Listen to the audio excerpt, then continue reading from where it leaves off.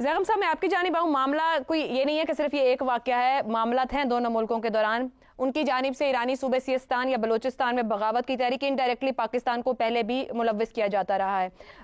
आज चाइना ने दोनों ममालिक को रद्द अमल में कहा कि थोड़ा सा मतलब कूल डाउन हो, तहम्मुल का मुजाहरा करें कि मामलात एक हद के अंदर रहें। आपके ख्याल में CBMs क्या होने चाहिए दोनों ममालिक के दरमियान? एक दूसरे को अदम मुदाखलत की यकीन दहानी कैसे दिलाई जा सकती है? ऑप्शंस क्या थे? क्या राइट ऑप्शंस अवेल किए गए? अभी तो CBMs का वक्त नहीं आया और मैं नहीं समझता कि सफारती जवाब देने से काइनेटिक रेस्पॉन्स का जो रास्ता है वो बंद हो गया है।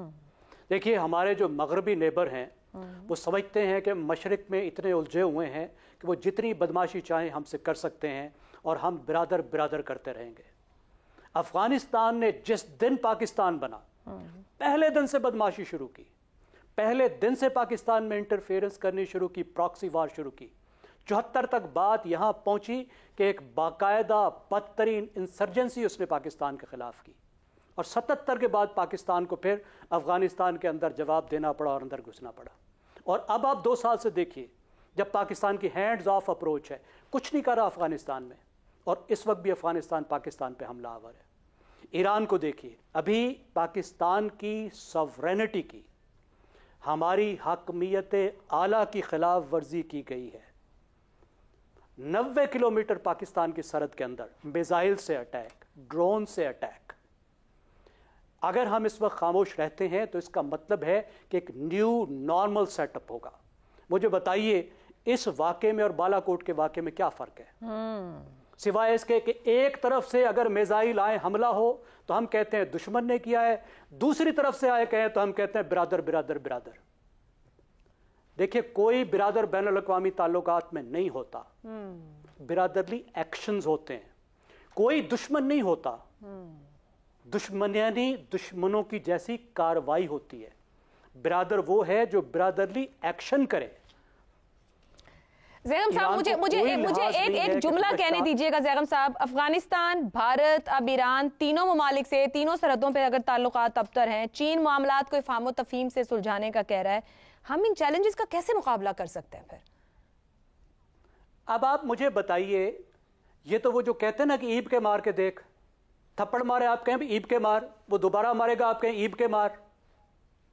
तो मुसालहाना क्या होता है भाई? हमारे घर में घुस के हमला किया है, मिसाइल मारे हैं, हमारे गांव को बर्बाद किया है, अनगवर्नड स्पेसेस अपनी जगह, लेकिन हम वहां पहुंच सकते हैं। उसे हमारे साथ बताना चाहिए था एक ऐसे वक्त में जबकि पाकिस्तान की ईरान के साथ एक कन्वर्जेंस डेवलप हो रही थी। क्या इन नॉन स्टेट एक्टर्स के बारे में, दहशतगर्द तंजीमों के बारे में इस वक्त पाकिस्तान और ईरान की एक हम आहंगी डेवलप नहीं हो रही थी? क्या इस वक्त अफगानिस्तान के बारे में पाकिस्तान की कन्वर्जेंस नहीं हो रही थी? क्या रीजनल मामलात में कन्वर्जेंस नहीं हो रही थी? क्या जंदुल्ला को कंट्रोल करने में पाकिस्तान में ताउन नहीं किया? क्या इसके साथ यही जो जैशुल अदल है, इसके खिलाफ पाकिस्तान ने कितनी कार्रवाइयां नहीं की?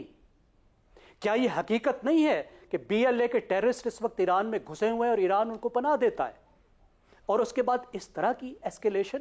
और देखिए, पाकिस्तान 50 साल से सख्त तरीन दबाव के बावजूद, ईरान जो अरब मुल्क है, उनके साथ हमारा स्ट्रेटेजिक रिलेशनशिप है। पाकिस्तान की आधी जो फॉरेन एक्सचेंज है वहां से आती है, मिलियंस ऑफ लोग वहां से काम करते हैं, हमारे दिफाई मुआहदे हैं। सख्त तरीन दबाव के बावजूद ईरान इराक वार के दरमियान में हम न्यूट्रल रहे, मुसलसल न्यूट्रल की कोशिश की। 2015 में हमारे जो सऊदी दोस्त हैं, गल्फ के दोस्त हैं, हमसे सख्त नाराज हो गए। हमने यमन में उनकी मदद नहीं की, इसलिए कि हम ईरान से मुकम्मल जिम्मेदारी ईरान पर रख रहे हैं।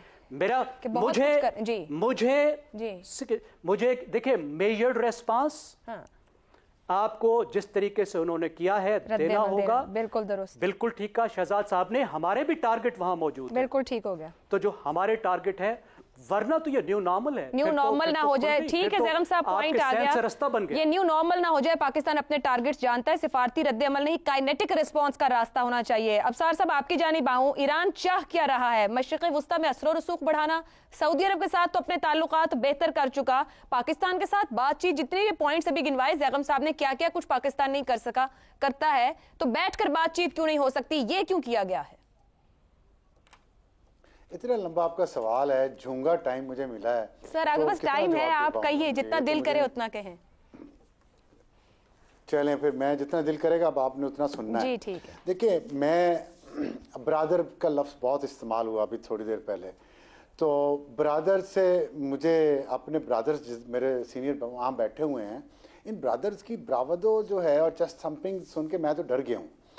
और ब्रावदो का क्या तर्जमा उर्दू में करूँ, ये समझ लें कि बहादुरी या नारेबाजी के जी बस उड़ा दो। काइनेटिक रिस्पॉन्स देना, कहना बड़ा आसान है, देना बड़ा मुश्किल है।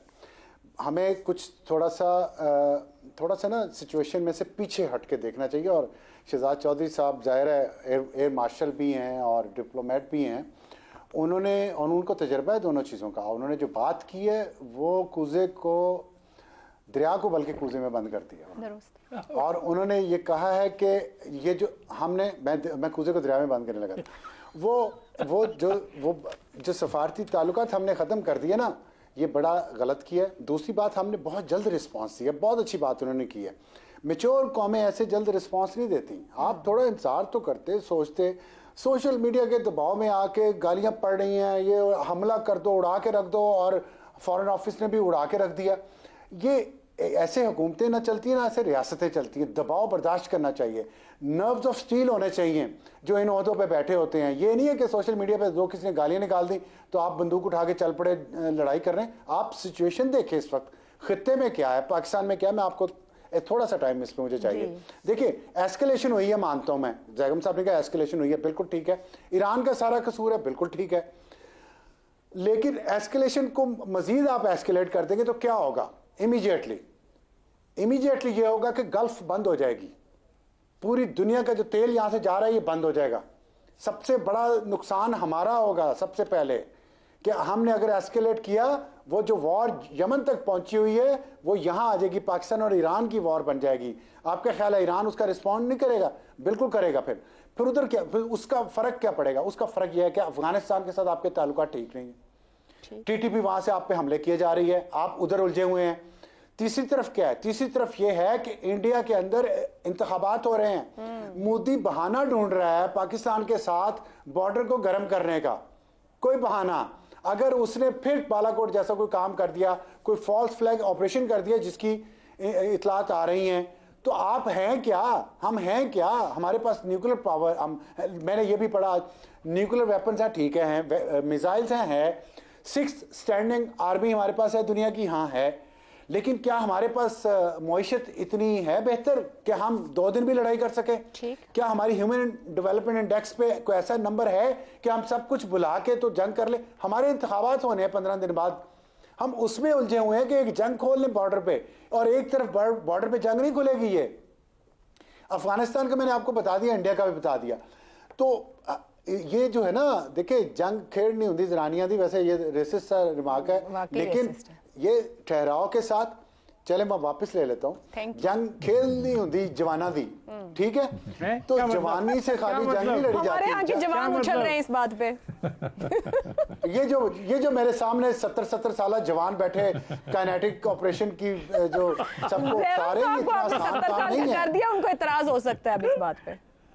चले 65 कर लेते हैं, 60 कर लेते हैं, 55 कर लेते हैं, ठीक हो गया। और इफ्तिखार सब तो मेरे बचपन, जब मैं बच्चा था तब से जर्नलिस्ट थे। इफ्तिखार सब मैं अर्ज कर लूं, तो मैं ये समझता हूं कि देखें थोड़ा इसको, ये मुश्किल काम है, बड़ा मुश्किल, मैं मानता हूं कि पाकिस्तान पे, और ये आप और इंडिया के लिए एक प्रेसिडेंट बन जाएगा अगर पाकिस्तान इस पर रिस्पॉन्ड नहीं करता तो, मानता हूं ये बात। लेकिन यही तो वॉर ऑफ नर्व्स क्या होती है, यही होती है ना कि आप इतनी मुश्किल सिचुएशन में, इंडिया को तो रिस्पांस कर दिया था आपने बालाकोट में, अब ईरान को भी करें, अफगानिस्तान में भी आप कह रहे हैं ईरान, एक व्यू आया कि ईरान पे हमें काइनेटिक और रिस्पांस नहीं करना चाहिए, लेकिन अफगानिस्तान में करना चाहिए टीटीपी पे। आप वो नहीं कर सके इतने सालों से, क्योंकि आप एस्केलेट नहीं करना चाह रहे, सिचुएशन हमारे यहाँ ऐसी है। तो अब ईरान के साथ एस्केलेट ना करें, मैं ये कह रहा हूँ। और वॉर ऑफ नर्व्स है, नर्व्स को कंट्रोल रखें, थोड़े अरसे बाद ये चीजें, वॉर ऑफ नर्व्स है, एक कदम पीछे हटके सिचुएशन को देखा जाए।